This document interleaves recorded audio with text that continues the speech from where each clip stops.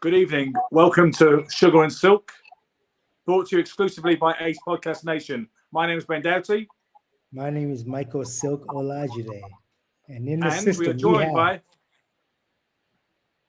Danny Romero, Kid Dynamite, baby. Kid Dynamite. Still got them firecrackers in those gloves and those mitts. I see.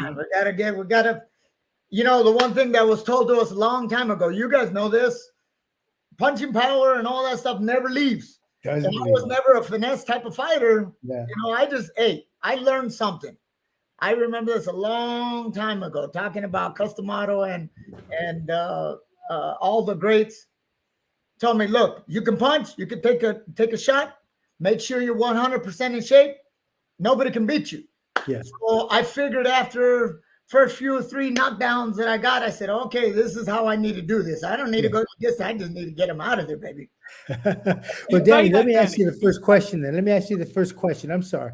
Or Ben, you started boxing at the age of 5, which is really young. What was your first, confidence builder, knockdown? When did you first hurt somebody? And you said, oh, this is going to be interesting. My first fight, I fought twice in one night.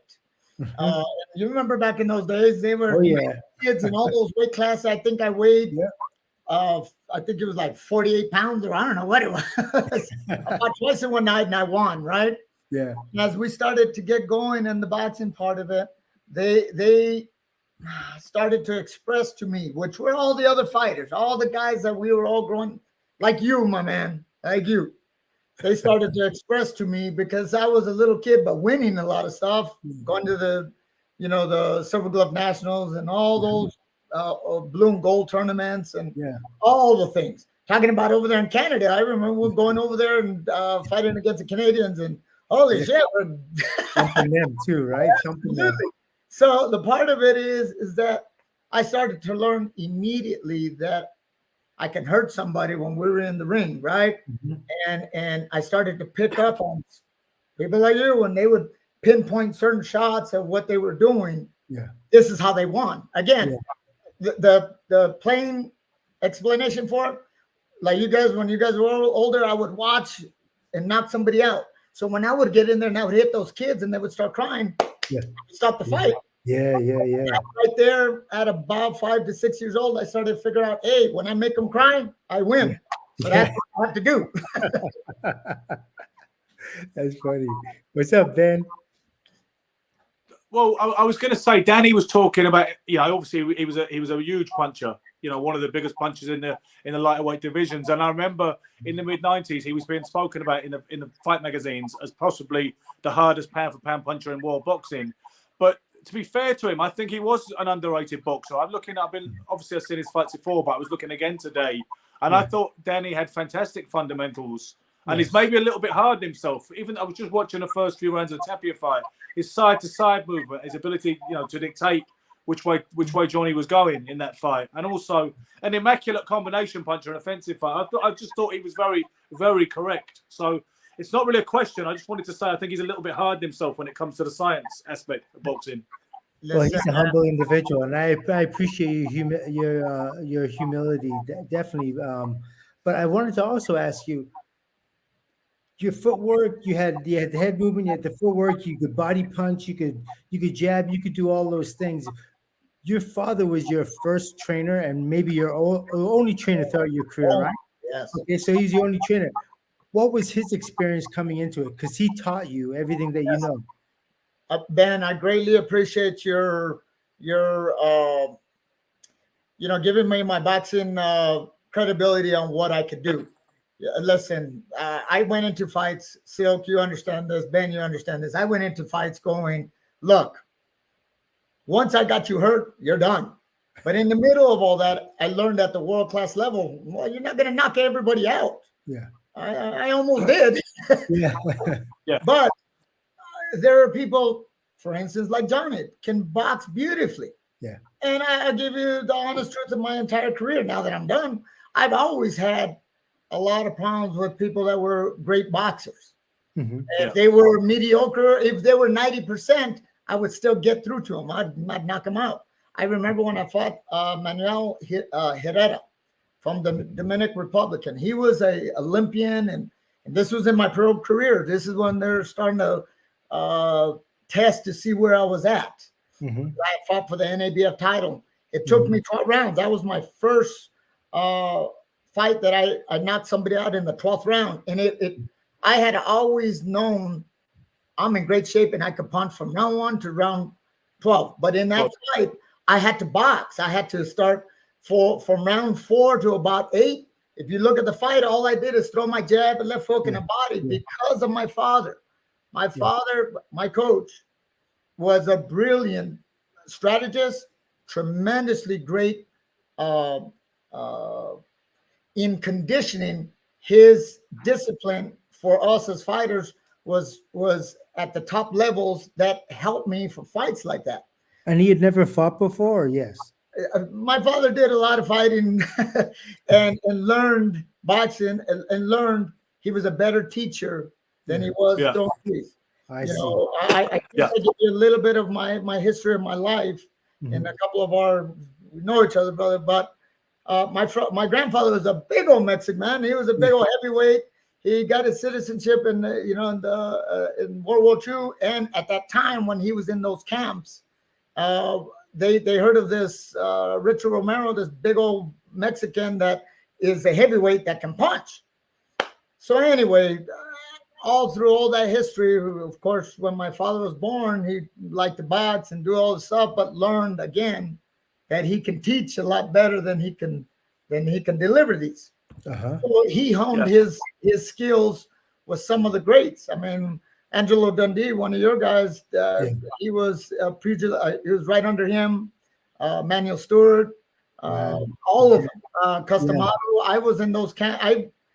I'm sure I was running around a little kid somewhere around there in all those fights and all those tournaments around the world, because I started winning national tournaments by the time in 1982 when you fought Ford.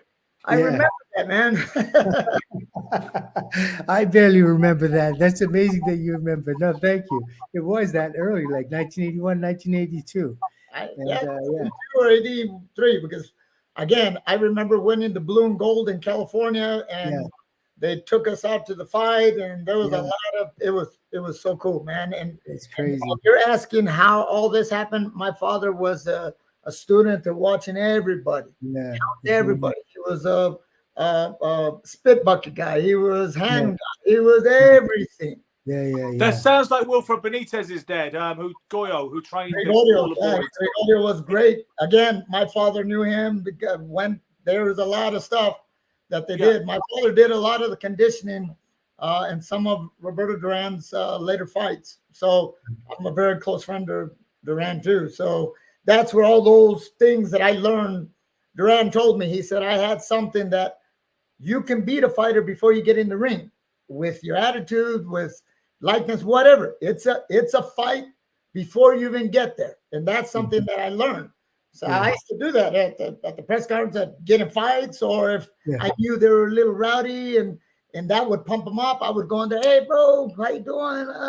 I'm going to kick your ass next week. But, I would just try to mess with them. And so you did the psychological game too. You were never quite going in, because looking at you on the surface, I would say you're like superficially anyway, it looks like you were always like right here. You're calm, really nice, and gracious, and all the rest of that stuff.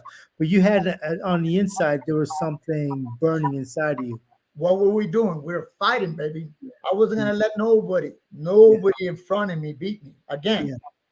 My father taught me all this stuff since I was young. There was a lot of things that I got to see where, of course, on normal lives, look, a little boy, I remember my mother one time telling me, and she's a big part of my life too, that I had came back and I had, I was like 10 years old, I had swollen face, and I think one of my tooth got knocked out. I don't know what it was. And I wasn't crying. And our coach, you know how this goes. We can't show nothing to the next guys, because I'm going to go fight next week at a tournament. They'll know that.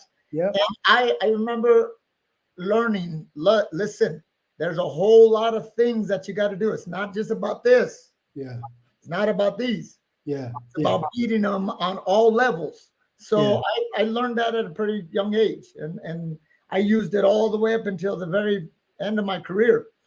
I want to go a little bit deeper for a second. Now, generally, the fighter, father, 1 second, son, yeah, Silk. go ahead. There's a big, every time you talk, there's this playback. Is it something to do with the way you're listening to it on the computer or whatever? Or Yeah, I don't have anything on here, so I don't know what it could something be. is happening, but more when you talk than Danny speaks or I speak, I think. Yeah, Danny, do you have a TV on or anything? No. That's insane. It's something about, it's like an echo, Silk. Is it gone? No. No. I don't hear it on this side. Okay, that's cool. Yeah. See, that was perfect when Danny just spoke then. You speak again, Michael?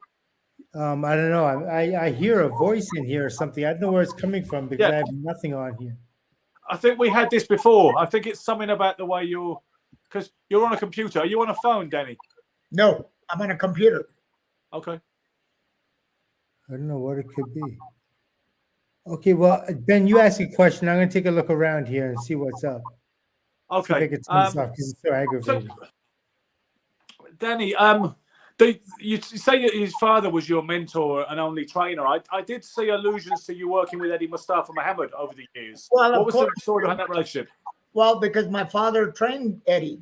When Eddie fought, it was when Eddie was Eddie Gregory. You remember that? Yeah, of course. It's when he fought, I believe it was on the, I'm not sure which one it was. I don't think it was Marvin. Marvin Johnson? I don't know if it was Marvin or Saad, but I remember they took my father in as it was the conditioning at the time. And then, well, you know, as fighters, Eddie is a great friend of mine and was my type of style. This is one thing that my coach, my father really believed in. Everybody has different styles, of course. The Silk, his punching power, his boxing in and out, hitting you at all angles, is different than some of his teachings. So on some of his fighters, especially for me, he would get some of these trainers that would come in that knew that type of style. So they try to perfect it, or if there was a kink in it, well, let us know. Because somebody else with a different style, that a trainer that would come in would throw. This always happens, you know this. It throws off their system, and if they're very, very great and able to adjust, they know sometimes that doesn't work. Roberto Grant told me that, and I'm going, I've said that all my life. So I said, I understand that. So I believe that. Did you have any heroes growing up? I mean, you started boxing at such a young age. It was just must have been almost instinctive to you. But did you have any boxing heroes growing up in the early years? Absolutely. I mean, they're all the great Mexican warriors that I come from my heritage, and you know, from Salvador Sanchez to Julio Cesar Chavez, and I have the same birthday, July 12th. Yeah. So I got a little bit of whatever. And of course, listen, the Sugar Ray Leonards, the Marco Elijah days. There's people that we all know from back in those. This guy I used to be a huge fan of. Frank the Animal Fletcher. Do you remember him? Oh yes, yeah, of course. Yeah. Well, he was an animal. He was in our camps a lot, or he would come to my dad's training, and he was a beast. You know, when you're walking around the gyms and not being afraid. He was somebody you just didn't look at. He was one of those pit bulls without a leash in the gym. So it was a great feeling, or a great mentorship, something that I was looking at for the future, that I went, wow, these guys. So when you were training, Danny, would you do this? Like, would you see a fight and you take what that guy did in that fight? Like, say, I remember when Benitez fought Hearns, and Hearns caught him, but then after that, he couldn't catch him. Like, Hearns, the way Benitez moved his head and made him slip, and I was like, I want to do that. Let me tell you, me and Michael Carbajal is a great friend of mine. So my father sent me to his camp when I was about 14 years old. I got him ready when he fought Moonshine Kitakesam. I think that's who he fought. So through that whole camp, and again, I was a kid. These were professionals, and Michael, you know, he's He's a tremendously course. huge, great champion and knew how to adjust. Yes. Knew how to adjust. At the time, I didn't know. And that's where I started to learn all those things. Seeing all these guys, I'm like, okay, they do that in the fight. Let me try it. I can do. Plus, I hit a lot harder. Let me see what happens. Yeah. And sometimes, sometimes that doesn't work, man. You hit somebody, they look right at you, and they move over here and smack you and go, oh, that one don't work. Gotta move. You know, the worst thing that happened to me, I tried doing what Aaron Pryor did one time. That didn't go too well for me. It was not a silk style. It was incredible. I remember getting hit with everything. I'm trying to move my head and punches nonstop. Nah. You know, man, that is crazy. When I fought Radichin Vorpit, it was on the same card when Bernard beat Trinidad. For that fight. Now, if you look at my career, I have left-handers. I loved left-handers. I knocked every one of them out. It was easy for my style. Yes. I had a lot of left-handers. My dad taught me. I saw a left-handed fighter come at me like a right-handed fighter. You know what I mean? So, yes. I confused of how the left-handed was. And if they went out this way, I'd hit them right hand, knock them out, move this way, left hook, whatever it was. Yeah. But when I fought him, we tried to make an adjustment. This was at that time when there was a lot of, we were trying to get a fight. I think we were getting ready to fight. I don't know if it was Marco Antonio Barrera or Eric Morales. It was all at that time. So my coach, and this is what happens in boxing. We brought in a different training partners and stuff. And during that left-hand fight, you could see I was trying to do the boxing in and out, or the punching. I was trying to hit him in and out. He was running a lot. I couldn't catch him. So I was trying to get him to come in. That didn't work, baby. I came out of that fight with, I think, like 150 stitches. It was rough. Plus, that was one of those times at that time that I lost, and it just shouldn't have. I mean, there was 9/11. There was a lot of stuff happening, man. We were supposed to fly out when that happened. And so at that time, I was being promoted by Don King. So Don had called. It was the whole mentality got thrown way off. You know what I mean? So when I went into that fight, like you said about Aaron Pryor, I started getting hit with stuff that I never got hit in my career. Yeah. So it's crazy. That fight, Aaron Pryor's a badass. Generally a father-son relationship is not seen as a good thing in boxing, right? Just to get a little bit more in depth. Did you ever have any sticky points in your relationship with your father? God rest his soul. I know that he's yes, absolutely. My father loved me beyond. You guys don't understand. I know I told you. I've had a lot of my boxing brothers go, "Why? What happened? You just left," which I did. You know, after I won that title, and we were trying to get the next third one going. My father got ill, and I said, "Listen, I have all the money in the world. I don't have to do nothing. I went. We got to take care of my pops, and let's go do what we got to do for our life." Okay. With that being said, I've had a lot of time to reflect on what all that was about, our career. I mean, he was in it before I was even born. Yes. And so there was many rough times where promoters would get in, managers, agencies. I got to a spot of it. And you know this, Silk, I remember there was James Toney, Roy Jones, me, Oscar. Yeah. I think that's when Roy knocked out Thomas Tate. And I remember we're sitting there, and Bob Arum told me and Oscar to like kind of walk forward, and those guys are back there. Yeah. And he told us, he said, "You guys are making money outside of this. These guys just have to fight." Right? And I didn't understand what that meant, which I was doing commercials, and I didn't was trying to floss or whatever I was doing, man. Anyway, I learned right there with my father that because he was battling with everybody because they would tell him nope, they would talk about me, tell him to get out, whatever. Yeah. He was trying to save me from being what our boxing industry ends up doing to the greatest fighters in our history. Yes. And leave them out there flat, broke, hurt, CTE, who knows what they have. And my dad battled all the way through with them, with Bob. I remember one time Bob Arum sat with us. He said that he's promoted Muhammad and George Foreman, and this damn little flyweight from Albuquerque, New Mexico, has never made so many problems here with him. But that was because my pop was asking, hey, how much money is going this way? How much money is going that way? Where is it going? Yeah. Cameron Duncan, we had as a manager, which is, was a great guy. He went on to have some great champions. Yes. And I remember that talk from him.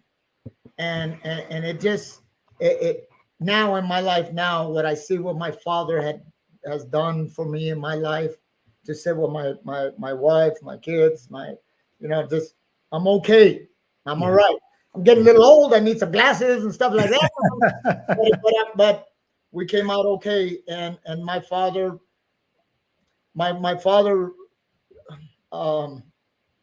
he set that up for you, really. He sacrificed his life for me. Wow. You know? Yeah. Are you an only child, Danny? No. I have a sister that's a better fighter than me, man. So that's why. Who else is in your family? How many? I have a sister, and then my family. I have 2 kids. I have a 28-year-old daughter. I'm a grandpa too, man. I got 2. Oh man, you're lucky. That's a blessing. Yes. You can spoil her without any problem. Absolutely. And I have a son that is 12 years old that is going to turn 13. I always say, hey, now I remember talking about my pop giving me all the advice in life, man. Yes. You can't have kids when you're young because you don't know shit, and you can't have kids when you're old because you don't have no patience. And so I love. That's what type of person I was raised like. You know, that's beautiful. So we've been at the world top and doing all this stuff, but right here, being at home, being with my family. Right now, my technical your advisor right here. I moving stuff, and I didn't do this. Yeah. So that was all set up. My mother, all that was set up by my father and by my coach. He took care of many fighters. Man, Primo Ramos was one of his champions. He worked with a lot of, and he took the time to show me what to do. Was you have to do everything right. Yes. So, Danny, you were saying that you're financially comfortable today from your career, yes? Listen, which is I more rare than it should be. Yes, I got you. Sorry, I didn't mean to cut you off. It's getting cut off a little bit. I remember this the first time. First time I made $1 million in a fight. Yeah. I was young, but you guys know this. I was world champion by the time I was 20. So I was even getting paid before that. So, and I come from a very humble family. My father, there was a lot of things that I came from. Even at the time when I was making money, I was put in a position that I had to understand what the poor life that we've been living for quite a while. You got to maintain that with this superstardom. Trust me, I didn't hit a lot of the marks, my man, but we're sitting here okay. My family's well. I am very financially set. I am in the parking lot business. I was just going to say that I heard that one of your advisors was Joni Mitchell, and her famous words to you, she turned into a song, and that is, "You paved paradise and put up a parking lot." There was a lot of stuff where, and Ricardo Chavez is one of my main, again, advisors. This is another great man that has changed a whole bit in my life, in my business life now, that my boxing career is done with that, because I was going into our business life like our fights. I'd go in there getting fights with the cities, counties, and governments. I would stand there. I remember one time my father telling me, when you go into these meetings, you've been in meetings where people are getting hit. It's like infighting. Yeah. Absolutely. So these are different fights. And I didn't understand all that. I still have the world championship mentality of going, look, Nope. We Yeah. got to get in and do it the Yeah. right way. But in business, Ricardo Chavez changed my entire Philosophy. organization. And so, with that being said, um, my kids will be okay for the rest of their life. That's beautiful. Look, so Danny, let me just say, because I want to get into a little bit deeper on this, but my joke didn't resonate very well with Ben, so I kind of have to explain. Ben, do you know who Joni Mitchell is? I saw it coming a mile off you before you even started it, Silk. Of course I know the song, man. I know the artist. I saw it I don't coming know a if mile you off. I saw thought, it here he coming. goes. I still got that jab. You know what I mean? It's like I Yeah. thought maybe it was a little bit over your head, but I wasn't sure because you're such an Don't even intelligent dream man. it. So I was like, I didn't get any response at all. You just dead me. I'm That not was- supposed to be responding. You were talking to Danny. I got it. Hey, my wife is over there cracking up over here, man. My technical, everything's going wrong. So you're in a great position right now. You build parking lots. You own parking lots throughout. All the above. My partner has been in the parking lot business for over 60 years. Yes. And this is kind of what happened. Yeah. I was making all that money. They were investing it all. When I retired, he literally gave me my keys and said, go be a parking lot attendant. Wow. And I have learned to be a parking lot attendant, baby. Yeah. So you see everything from the inside, and now that you can come back on the outside and look at it from both perspectives. Yes. Now, we know that boxers, more than any other athlete in the world, probably always end up broke. Probably like 99.9% of the fighters end up without anything. Now, do you think it's because, you're educated and your father and your mother were always in your life, and I'm sure that's going to change your trajectory, make you very accurate in what you're going to do. And your levels of expectancies were always high.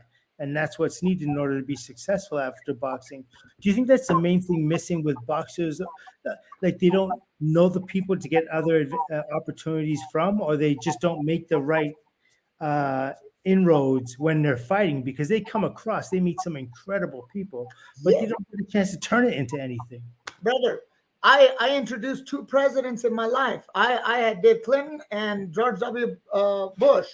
I was with him for over a year of what we were doing, and my business partner kept asking me, why don't we talk to them? But that was right in the middle of all the boxing stuff. Yeah. We didn't know, talking about business opportunities.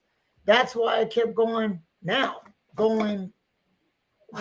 what can we do to help the next ones?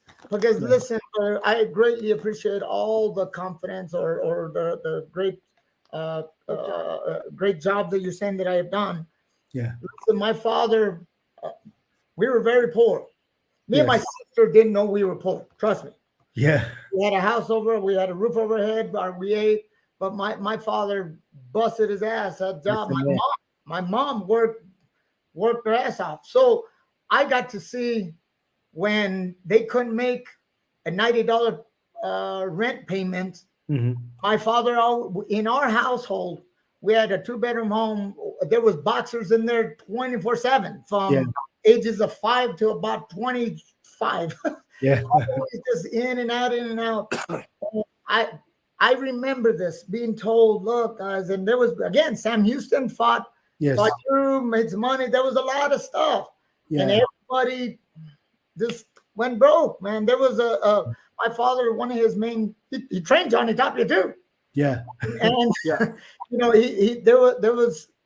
there was a lot of things that got to my spot of where when we really started blowing it up, things changed. You know that. Yeah. I remember we started going to movie premieres and and you forget you have $10,000-$15,000 in your pocket. Yes. You know what? I love the Silk name, but you remember what they used to tell us: when you start sleeping in silk underwear, it's hard to get up at 4 o'clock in the morning to go run. That's Marvin Hagler's great quote. Marvin Hagler told me that many times. You know what? But you know what the correct quote is? Pajamas. Sorry? Silk pajamas. It's hard to get up out of bed in the morning for silk pajamas. That was actually, it was a woman that actually said that, and she was Really? It was a woman who said that, and she was actually referring to me, and Marvin Hagler took it and restructured it because he was a little, Yeah, you know what? I was thinking of getting some silk pajamas. I'm going to get you like emblems of you all over them. Now, all night long, I try to do it now. I'm like, hey, let Eric get up. And there's still a lot of bossing around here. So, oh yeah. Hey, did you know? I'm sorry. I'm sorry to take it offline for a second.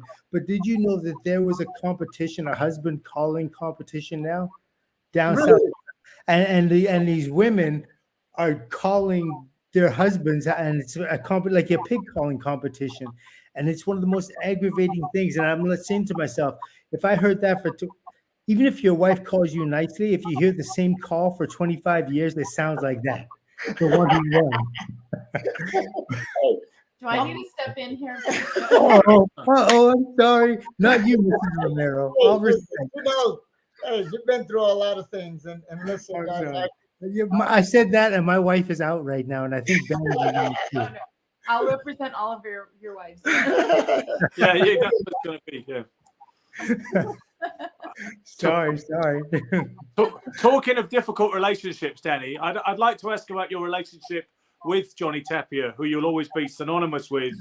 Obviously, you guys came up together and were friends for many years, and then around about the time of your fight, there was a big grudge angle that was played. Of course, and you guys know that, Silk. It is, Ben. Listen, we've been friends since we were kids, but when we were fighting, I wanted to beat the shit out of him. No matter, I was going to call him every name in the book if I had to. Yeah. It's just here in our home state of New Mexico, Albuquerque. We are a fight place, baby. And that's the only thing that was a little difficult for me, because I represented my city, my community, my state in a way that I wanted to show as much positive. Look, I came from nothing. You can do it. Yeah. Right? Yeah. And so when it divided our state, it was a little bit difficult. It divided us that, some of my fans were my fans and some of his fans, and that was a little difficult. And that's why you guys didn't have the fight in state. Like, you went to Vegas, so you thought there was going to be some sort of conflict if you fought in New Mexico? They said that. This for us, for me, Silk, man, it was about a business and talking about my pop. My pop got me and Johnny paid more by fighting about keeping it going. And at that time, I remember Cedric Kushner telling me, he's like, damn it, we're going to have to move it to Vegas because there's more money there for you guys. I said, that's what this is about. We're gonna give everything we got to our fans. People know what we are about. But at the end part of this, sitting here now today, I'm so glad we took that road, is that we got to get paid to be able to take care of ourselves later. Yeah. We're going to kick each other's ass right now and give great entertainment. I was trying to be the greatest champion that I can be. Yes. That's what I was doing. No matter every time, like I told you, Ben, on that thing that, listen, my man, I came in no breaks, all throttle. Yeah. I appreciate all your boxing ability that you think or say that I have. Which I perceived, a little bit of it. Thank you. But I came in to entertain. I knew what it was all about. I had fans that were paying, $1,500, $2,000 for the front row. So they didn't just want to see me box. I was trying to knock them out the ring right on their lap. So what do you think? What do you think, Danny? When you see the Floyd Mayweather type legacy and the safety first approach, not just inside the ring but outside the ring in terms of matchmaking, how do you feel about that kind of phenomenon that came after you or during? I didn't come from a place like we had the luxury.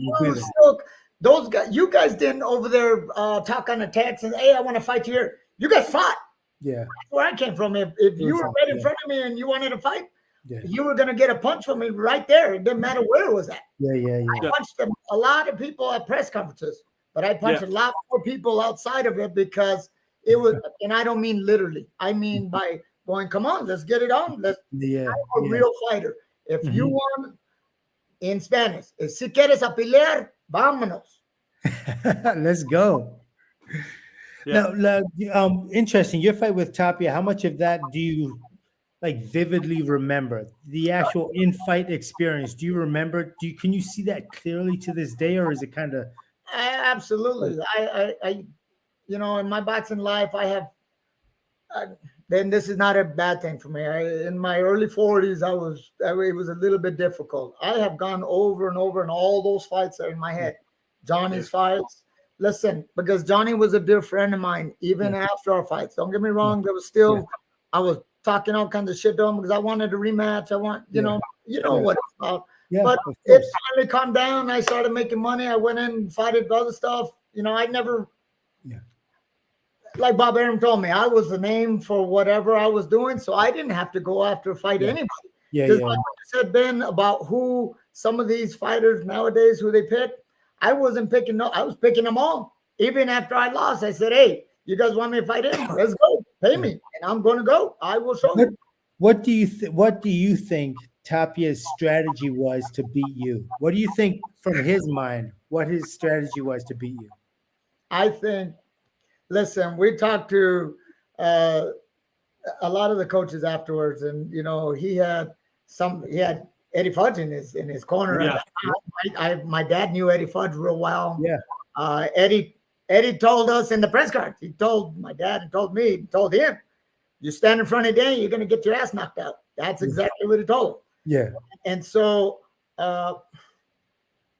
in that fight, there was a lot. Let me tell you, Johnny won that fight.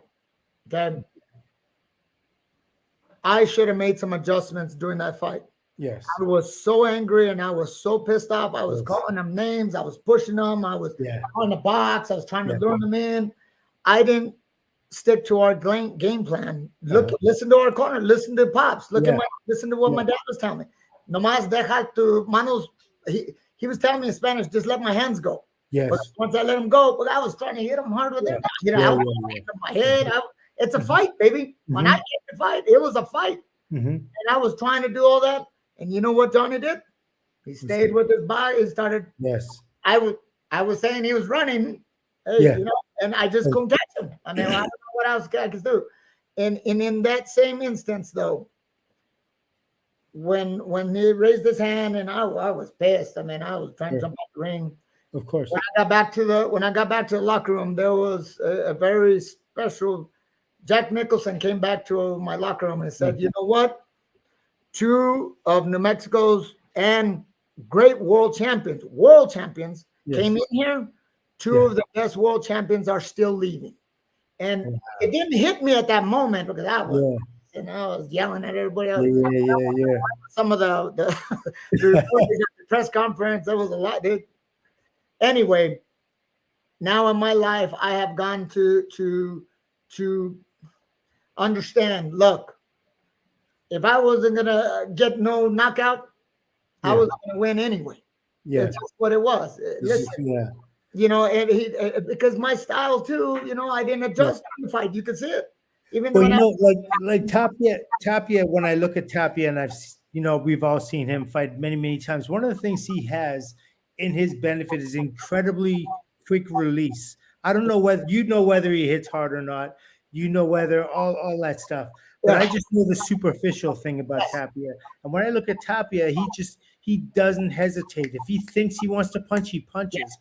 And I know that one of my problems with me was I had to think about it before I did it. And sometimes I think about what the counter would be. I think about different elements of the fight. Will I be in position to do this, that, and the other? And you're an intelligent fighter as well. Sometimes if you give it too much thought, the reflex disappears. It's gone. Right? It's gone. The opportunity's gone. By the time you think about it, it's not there anymore. Tapia is just on a whim. He just like this. And that's why. Listen, again, all that, and especially in our weight classes, there's a lot of really quick guys, right? Yeah. The first round, you could see it. The first, I think it was minute 30 or whatever it was. Yeah. Go through jabs, and then he threw a second jab, which I moved, and mostly guys, and you know this, so they move just right here, right? Yeah. Quick right here, and for me, I would just hit him with the left hook, and it was done. Hit him with my elbow, whatever. Yeah. When he threw that jab, he took off. He was behind me. I was like, "Oh shit! What the hell?" That surprised me, and I went. Yeah. And through the whole fight, you could see that he was very. Yeah, he's very jittery when he fights, and because he's very jittery and very hesitant, and he's always like this. He's very frenetic, I guess, and you never know when he's going to come at you. Yes. So you have to be like this the whole fight. Yes. You can't be, you know, like a little, Right. you can't be languid. You have to No. be sharp the whole time. You got to be ready at all times. Exactly. Again, in the second round, you know, you get ready for everybody. You know this. Mhm. So, Ben, you guys know. I don't care when they say they don't punch. Everybody can hit. There's Yes. some of us that have a little bit more, right? Yeah. Yeah. Yeah. And I remember again him slipping, and I moved this way. My hand is, and he hit me with. I seen the left hook right here, Yeah. right down it, and I Yeah. went, "Oh shit, there ain't nothing." Yeah. But when I moved forward, he was again on the other side. I was like, yeah, there ain't much punching power to it, but it is just such a whap that you have to get yours off, and you can't get it there. Well, some guys are very topical, and he seems like a very topical guy. Like it's painful, but it's not numbing. You know what I mean? It's like it's a different type of thing altogether. See, you guys understand that. I always tell people, look, I learned how to throw heavy-handed. I knew how to throw. I knew how to snap it. I knew how to do a few little different things to it, that would cut your skin and stuff, just because of the type of power or the position I was in. Yeah, I was putting my position in to hurt you, because once I hurt you, then I would go win. Yeah, and so yes, those boxing abilities, you know, in my career, I'm very listen. I've only had 10 losses in my career, and in amateur pro. all the whole thing.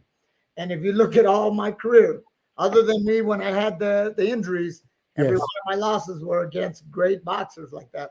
Yeah, Willie Salazar. I'm sorry? Willie Salazar was the first loss because of the eye injury. Well, let me ask you about that, because you know, I feel like I'm a little bit of an expert on eye injuries now. Yes. Yeah. How come you don't have a patch? Yes. How come you don't have a patch? I could hook you up, baby. I got you. No, well, they did the $6 million thing, man. The doctor had told me we're in LA, and because they kept explaining, you understand this, all the orbital part of it was real Yes. it's like a paper chip.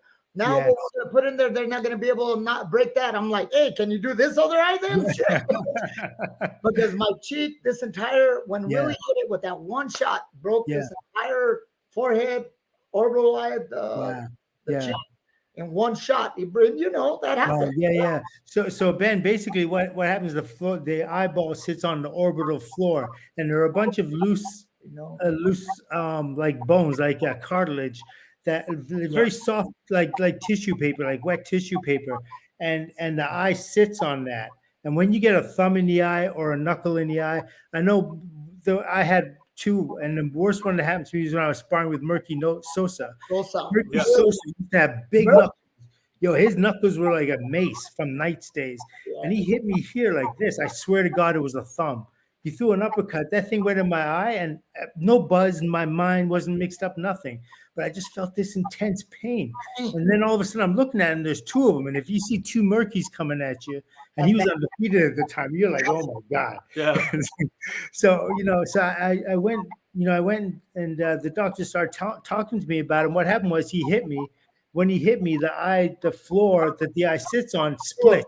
Yeah, it's like a bomb. They call it a bombardier fracture. So the bottom of the eye opens up, the eye drops in the socket, and you need to get it raised back. But generally, that is never fused to the point where, as you can see, even again. Right. Do you have even vision? Because I never had. I had double vision for the rest of my time. Did you get? It's right now. I'm looking at you. I can see my wife half over here. They're double. Yes, it's like that. Hey, our boxing life, this is what ends up at the end. Yes, this is what Roberto Duran told me many years ago. Yes. I was like 30 years old. He said, look, by the time you're 40, you better have enough money to pay the best doctors to take care of you. Yeah. So, but that's amazing. So you fought so many of your fights, like me, and I'm sure a bunch of other fighters with double vision. Yes. I remember when I fought Harold Gray, when I won my second world title. Yeah. One of the right hands that I hit him, I threw it at the wrong face that I was looking at, and he hit it. Boom, and it got I'm not bullshitting with that. I'm telling you. No, I hear you.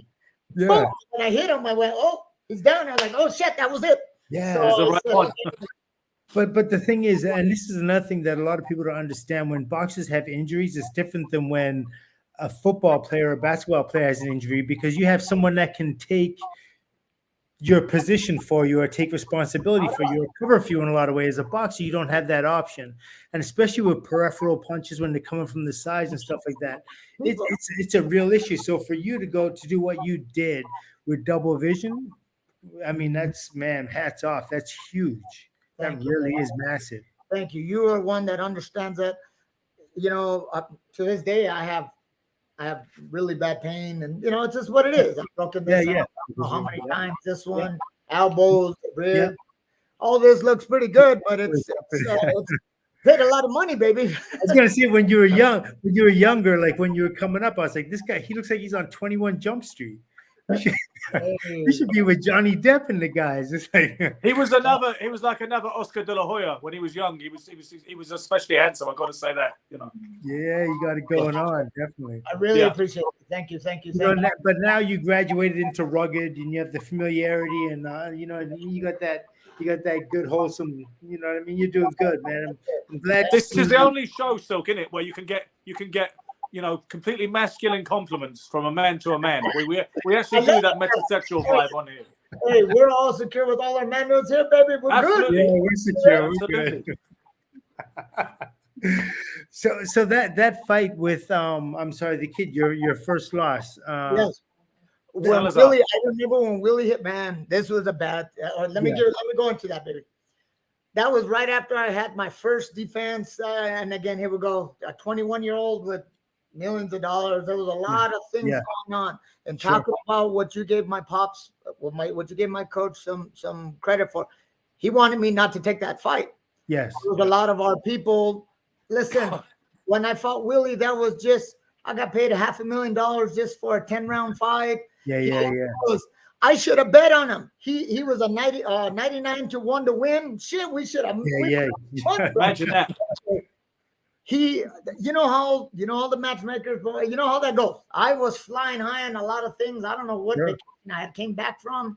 And I remember my pops was pissed. He's like, you got to get in the camp. And I spent $7,000 because I think it was at that time. And you know, that was huge. Yeah, of course. I wasn't a big old fat boy, man.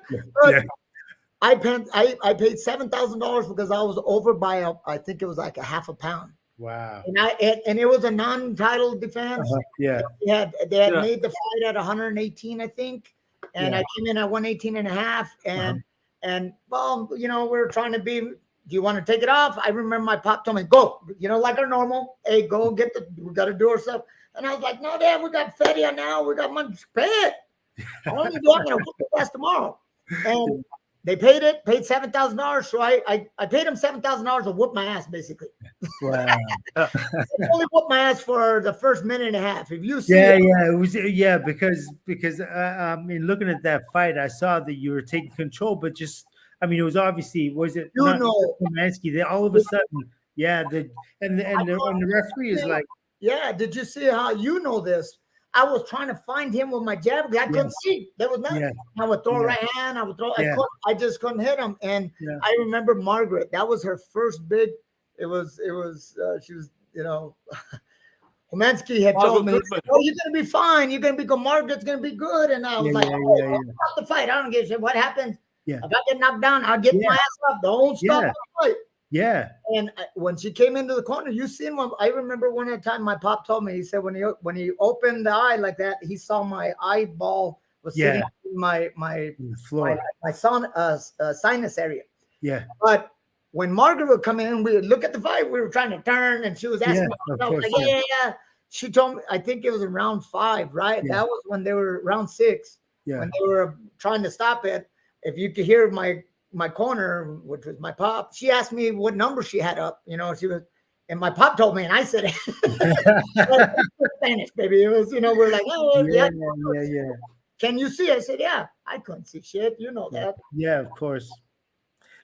You know, and those are the there's some very interesting, colorful stories in boxing. And Angelo Dundee was my trainer for a while. And I asked him because I figured, in the day back in the 60s, 70s, 50s, 60s, 70s, fighters they didn't have a tat. Those were floating thumb gloves, and the whole thing was a mess. After 5 rounds, you're getting hit with a bare knuckle because it's horsehair. And the gloves are horsehair. And I asked him specifically, I said, did Muhammad Ali ever suffer any eye injuries? Because he goes, no. Never, not one time. He must have been the only fighter who never suffered an eye injury. Right. One of my dad's fighters, Louis, and he's from New Mexico, Louis Burke. Camacho. Yes. He was trained by Angelo, and they were in our gyms and all the time. And Angelo one time was telling me a story about when they had all them in camp, which were Muhammad, I believe at the time is Ellis. I don't know who else was in that thing, and they were talking about that. And it was after I had already won the second world title, so they weren't talking too much about the injuries here. I had just gotten a broken jaw. I had fought in Joe Manzano. He hit me one left hook, broke it in the second round. Wow. I still whipped his ass. I won the fight. But they were telling me certain things that Muhammad did when he got his jaw broken by Norton, what they did afterwards. And so we did all those tactics afterwards to see if it worked for the next fight. It worked, baby. So, all those stories are very, very precious, but very important to the young fighter's life. So for me, boxing, I told you this is everything in my life. That's what I've done all my life. I appreciate you telling me that I was educated, but I was educated in the hard knocks, baby. I get it. And so are you still a big fan of the game today, Danny? Still a big fan today? Follow everything? Absolutely. And how do you feel about this standoff right now in the heavyweight division, where you got Fury and Usyk? Supposedly they are training to fight each other April 29th in London, but there's still no contract signed and there's still no announcement. What's your take on the whole situation? Well, I know you heard me say that a little while ago. I come from a spot of it where sign the damn contract, it's done, let's go fight. They know if the weight limit is this weight, this is what you got to be. I'm not about all that. Look, you're going up those weights, it can't be catch weights. And I understand, trust me, when you become the big dog and you do it, I was in those positions for more than most of my career. So I was able to say certain and do certain things that the other champions weren't. But I made sure when my fans, myself, my coach, and then managers and promoters wanted me to fight whoever, I made sure I did the fight that everybody was expecting not to happen, because everybody was always after the money. You know what I mean? So I wanted to hone my skills to be that much better, and let me fight those better fighters that a lot of people don't know. You guys know this. There's fighters that we've had them in our gyms that would have whooped the shit out of all of us. Just opportunity, And he said that about a guy called Johnny Banks Walker who was in the gym. He said Michael said he had a 50-50 record, but the guy was phenomenal in the gym and would give Marvin Hagler a hard time and everybody else. And Silk hated sparring him, but you never heard of the guy. That's just the way it goes sometimes. Right. There's right now here in New Mexico, there was somebody that is, and he's still a dear friend. He's been through a lot of stuff in his life. His name is Ronnie Rintz. That would have been my father's probably one of the greatest champions. He was at your time. He was whooping it in the amateurs. He was whooping everybody's ass. He was badass. I mean, he was. They had him, Breedlin, and all those guys. They were winning everything. He had beat Paul Banke, all those guys. There was a certain spot in his life where it just didn't happen, right? And for me, I got to see that going, whatever door that's there, we're going to break it down. I have the right team. Don't get us wrong. We made many mistakes. But we're talking now for the next versions. I'm about, because of what my father did for me, I'm 100% about these fighters getting paid, no matter what. Long as they got the right Yeah. people around them to tell them how to do with that money. Yeah. To come and talk to some of us that are, Yeah. we don't know nothing. We're all 2-year-olds. You got to look up. We're like Socrates, baby. Yeah. Let's ask some questions like our boxing. Yeah. The wrong jab, you pick that bat up, you'll never get hit. Yeah. How many times did we do that? Yeah. Thousands Yeah. and thousands and thousands of Yeah. times. So in business, what have I learned is you got to ask those questions and walk those beats like that. You got to find out where that jab needs to hit. Yeah. So Danny, Yeah. Of is there any fight? What do you regret most in your boxing career? Is there any one thing you regret? I know we learn from everything, losses, wins, whatever. We learn from them. But is there anything? Is there any direction you wish you would have turned or taken your career that it didn't go? I regret I didn't listen to my father more. Mm-hmm. Because there was many times he told me, "What for? What do we need to do this? We already have enough. You don't need to go fight them. You don't need to do this." Yeah. And it was being pressured, you know this, by the promoters, by the man. Yes. It was a lot of, listen, again, like I told you, like when Bob Arum told me, and now I take it as a badge because that was a great thing, because he said that he had worked with all the greats, which is Muhammad Ali and all this. Sure. He had never been in such having problems with this little flyweight from New Mexico. when you know, I know this now in business. Yeah. Listen, when that was he saying that, we were getting to him when we had the upper hand on him at that time, right? Mm-hmm. Those are the things that I tell you I regret, that when my father kept pushing to do that, sometimes we push it the other way, that would go a different avenue. And that's it. Other than that, listen, there's many mistakes we all do in our lives as we're trying to live, right? Can't regret. I'm talking about Roberto Duran again. He's been doing that since young. You knew this in every fight. He never lost. Yeah. I don't care what it was. I mean, even when he came back, some of us would go, "No, Duran perdió ese pelea. You lost that." That's a great impression of Duran. That's a great impression of Duran right there. But, it is. It's amazing. I've spoke to Duran, and he didn't lose any fight. It's true. He didn't. The only reason Duran ever lost was because he didn't train or he got robbed. He thinks he won the that's what all his fans say too. Every single Roberto Duran fan says the same thing. They do. He was wonderful, but he is the sacred cow that you cannot criticize on any level whatsoever. Sugar Ray would be judged way more harshly for some of the things. Some of the losses. Let me tell you, for fighter, yes, and I know we're making fun of it and all that, but me and there's many fighters, we still have them in our gym to this day, that I tell them, you got to live that way, because when you're winning and then something happens, all comes crushing down. Don't let that happen. You're still the champion. Come on. Get back working. Whatever mistake that you did to lose that fight, fix it.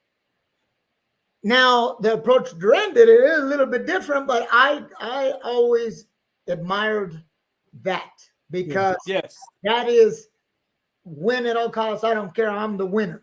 Yeah. Mindset. So for a KO, let's say for a first round KO of Tapia, you would not give away today's success. No. No. I guess if I were to ask you if there's a guy that you wish you'd have fought, Danny, that you never did fight, I was wondering if it might be Prince Nassim Hamed. No. Yeah, one was him. I used to call him, and he's a good. I used to call him the little rat, man. I used to get all pissed off at him all the damn time. I was like, "Little rat, you want to make some money with me?" But he was making it, man. He was the big stuff at that time. Yeah. Anyway, I used to talk all kinds of shit to him. We fought on the same. It's actually when when he fought McCulloch. Yes. And during the press conference, it was me and him mostly going at it between them. And that would have been a fight. It would have been the same type of fight like Barrera did, because I see. It would have been the same type of fight. I would have got out of there. I remember that build-up, and what interested me at the time was the boxing news journalist said that you were the bigger man physically. When you two guys were standing next to each other, despite him being a featherweight, for most of his career, and you having come from flyweight, they said Romero looked bigger standing next to Hamed, like a bigger, stronger guy. This. I was never a flyweight. In the amateurs, I used to fight at 125. That as a kid, Yeah. the 16, 15-year-old, I was fighting at 125. I even fought one time at 132 against the Jamaicans when I had made the Olympic team. I had beat everybody. They took me as the one. Oh, I was fighting the 119, and our American at that time had got knocked out. His name was Kenneth Friday by a guy by the name of Marshall Simpson over there in Jamaica. Yeah. So when we got over there, I was weighing, I think it was like 108. I was weighing 120, and one of the coaches said, "Our 125s doesn't want to fight that guy because he just knocked out the number one guy." And I said, "Nope, put me up there." I knocked him out in the third round, and I stayed at that weight class through the entire amateur. And you were one of those, and you were one of those kinds of fighters. I know that you're one of those kind of featherweights that would knock out middleights. Yes, listen. I used to spar you guys all the time. Sam Houston, that's why I said, "Get in there." I have felt like, I don't know how many times, you know this, when you get hit by those big dudes right here, it feels like your brain come right up your ass, and then you're like, "Oh shit, this is a real puncher." You know? And the reason why Michael Carbajal gave me this idea, gave my coach and all the whole thing, because I was really disciplined. I was able to make weight and push my weight way down. And one time during one of the, you can see my career, look in the beginning, some of my fights were at 120, 100. We were trying to figure it out, right? To see if I can. One fight when I fought Orlando Malone, I came all the way down to 100 and I think it was like 116 or 115. And I told my thing, I said, my team, I said, I think I can make 112 because my father knew the history of boxing. Yeah. I had always known that there was not an American flyweight champion in over 60 years. 63 years. Right. 63 years when you beat Theodore. I told my pop, I can make 112. Let's go get that history. That's what I was trying to do. And now you want to talk about hindsight? I think going solo and keeping it there and then going up to 15 and 18, I should have probably went right up to 126 right away. Because I held it there too long and it hurt me. Then when I went up to the bigger weights, which was more my natural stuff, it took me a while to get to those, you know, the full strength. You know what I mean?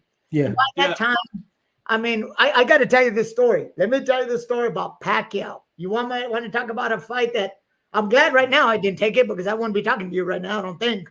But I remember this. There was this, we were blowing it up, and I remember sitting in Bob Arum's office, and they're getting ready for the next fight, and one of the fighters that I was going to fight fell off, and Bruce Trampler came up and he said, "Hey, there's this Orient kid from the Philippines that has the title at 106 pounds, whatever, a little guy, little guy." And I was like, "I'm a little guy too. What the hell?" Anyway. We'll have you fight him, and it'll be easy defense for you. And I was like, "Oh hell yeah, get that Pacquiao! What the hell? I'm not gonna whatever, right?" Yeah. Whatever had happened, it just it didn't come through. I fought somebody else. We went to the next fight. They took us to the next fight because there was a fighter that I wanted to fight. His name was Ledwaba. Yeah. He's from South Africa. Yes. And then one of my coach knew, Freddie's the one that actually had called Freddie, and he said, "Hey, you guys want to come down, check this out?" And we went and checked it out. And when I first saw Pacquiao, now I was kind of shitting bricks about Ledwaba. Yeah. When he blew him out, and then we went to some of the gyms. I went back to Bob Arum's office. I said, "I'm so glad I didn't fight him at that time. I would have been knocked the hell out for fighting that dude." No, come on. All this stuff about left-handed, everybody out. But later on, I got to talk to him, and we were talking about it, and he said, "Oh, I remember they're telling me that you're gonna." I said, "I'm so glad I didn't fight you."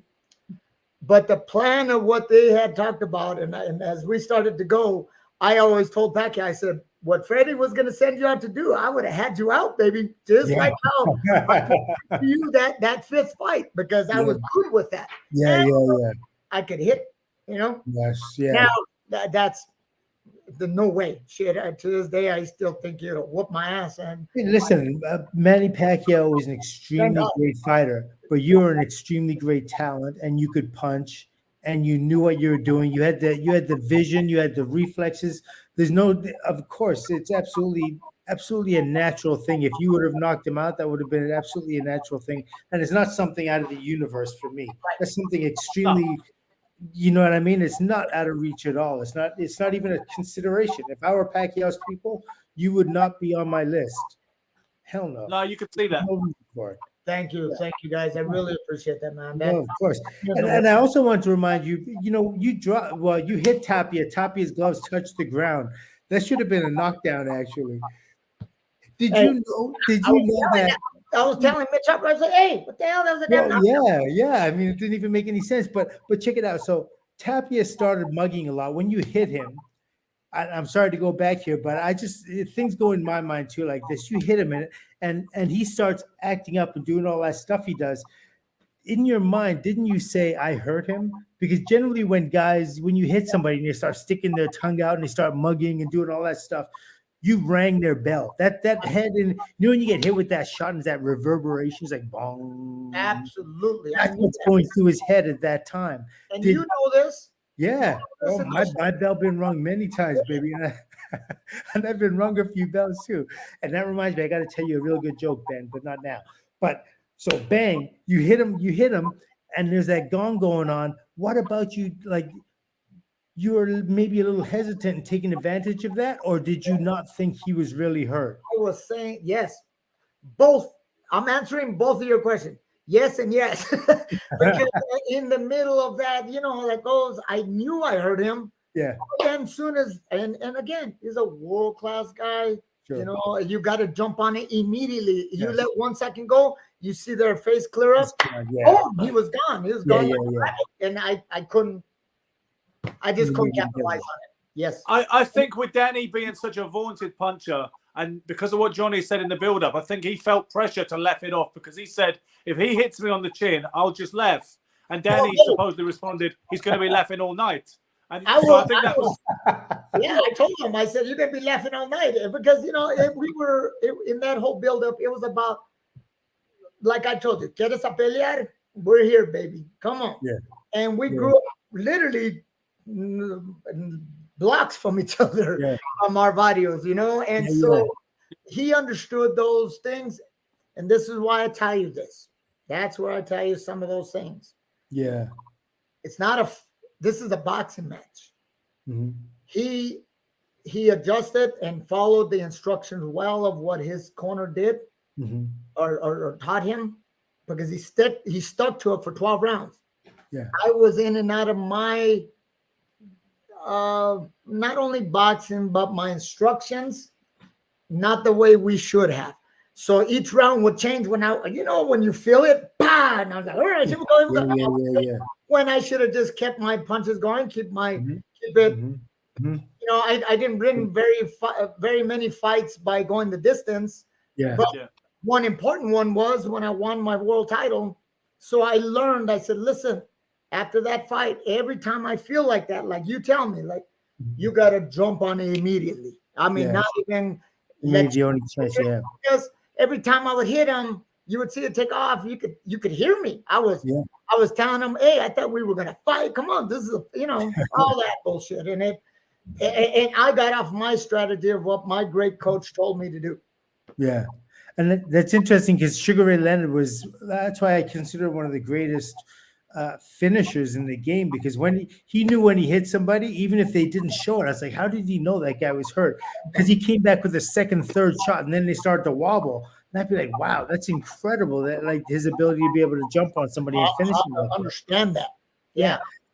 Did you, in your career, let me see if I can say this right.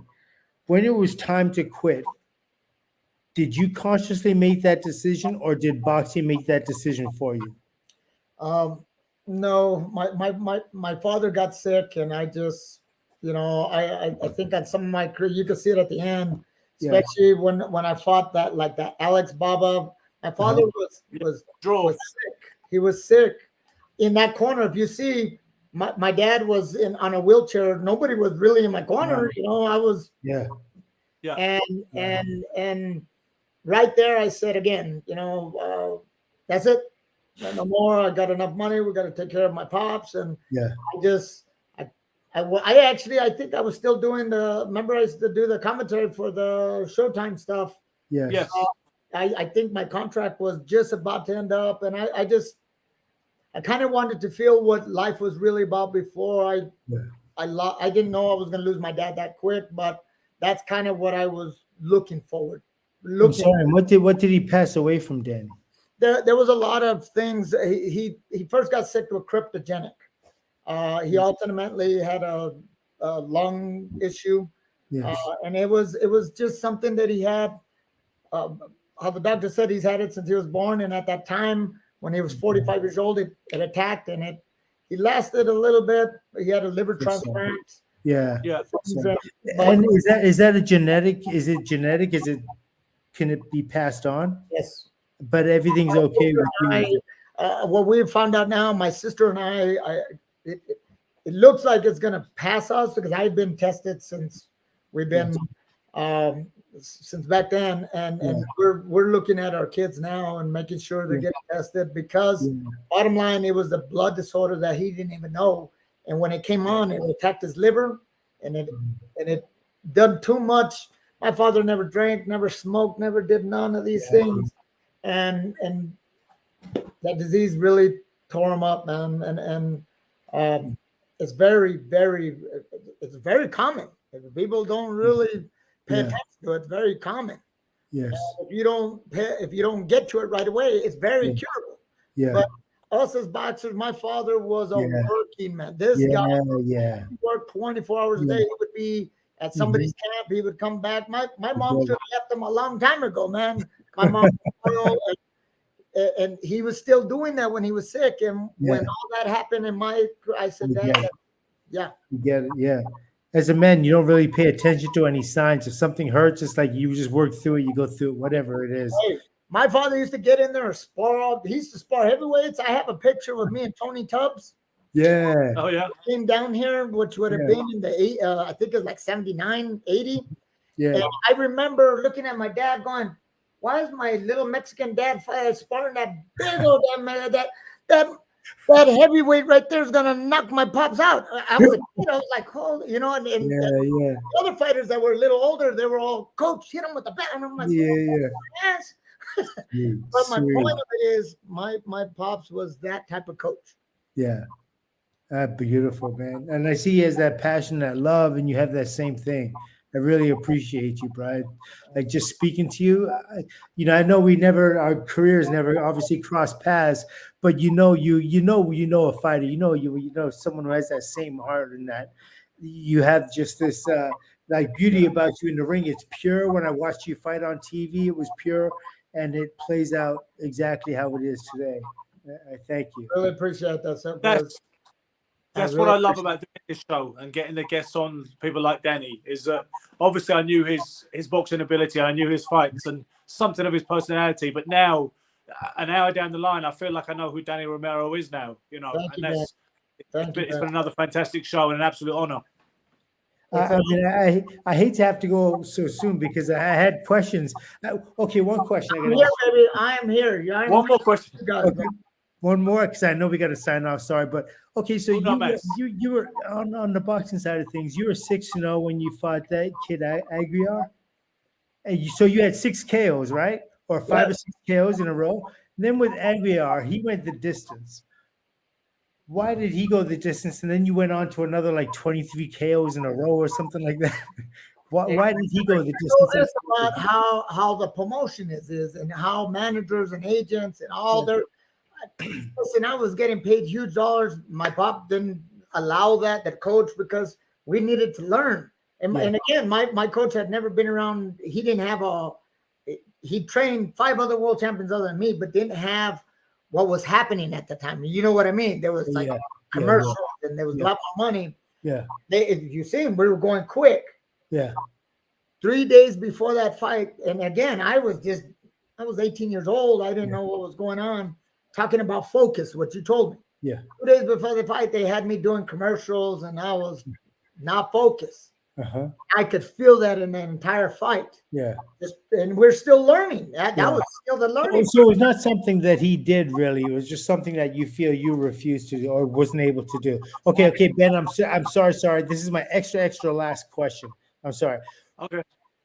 Danny. What's the worst thing you've ever heard a commentator say about you during a fight Oh my man, that bothers you? That you just want to get off your chest. That isn't right. that I don't hit that hard. Oh, God. Who said that? Who said that?